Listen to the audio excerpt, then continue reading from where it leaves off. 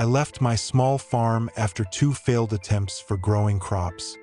Feeling defeated, I decided to start anew in the city and became an Uber driver. At first, I struggled to adjust to the fast-paced urban environment, but I persevered. As I improved my skills and ratings, I started enjoying the freedom and flexibility of the job. I met people from all walks of life and discovered a new passion for connecting with others. A passenger's inspiring story and advice prompted me to explore new opportunities. I took courses in business management and entrepreneurship, determined to build a better life. A year later, I started my own transportation company, offering personalized services.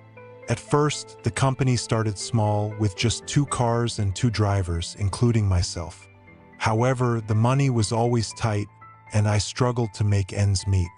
There was never enough to pay the installment loans on the cars, let alone the employees' salaries.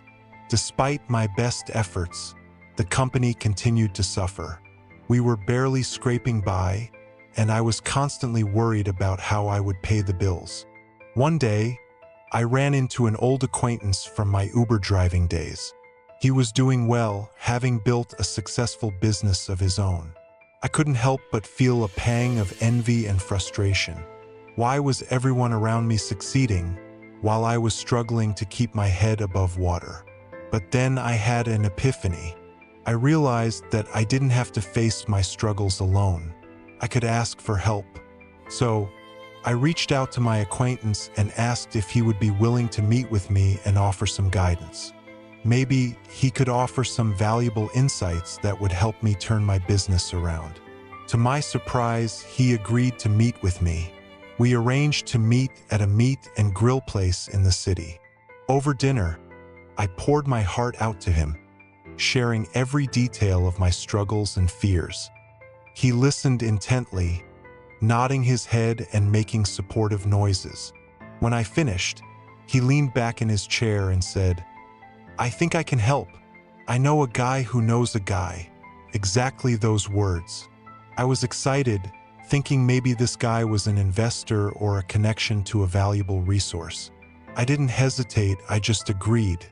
I was willing to get any help I could get.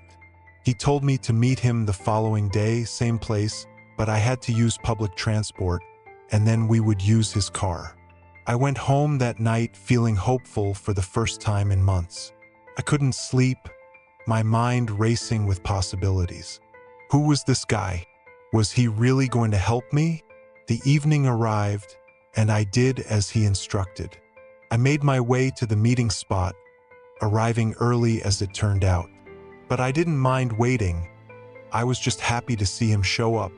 Finally, after 3 hours, he arrived, and I hopped into his car. We drove for almost 3 hours, the scenery passing by in a blur as I chatted excitedly with my acquaintance. Eventually, we arrived at our destination, an abandoned house near the river. I felt a shiver run down my spine as I wondered what we were doing there. But my acquaintance just smiled and led me inside. The interior of the house was just as rough as the exterior, with peeling paint and creaky floorboards. When we finally reached the room, I was met with a sight that made my blood run cold. There was an old man sitting on a chair, wearing a white cloth that seemed to be draped over his body like a robe. He looked ancient, with wrinkles etched deep into his face and a long white beard that reached down to his chest. But it was what was on the floor that really caught my attention. There was a dark red substance that looked eerily like blood splattered all over the floorboards.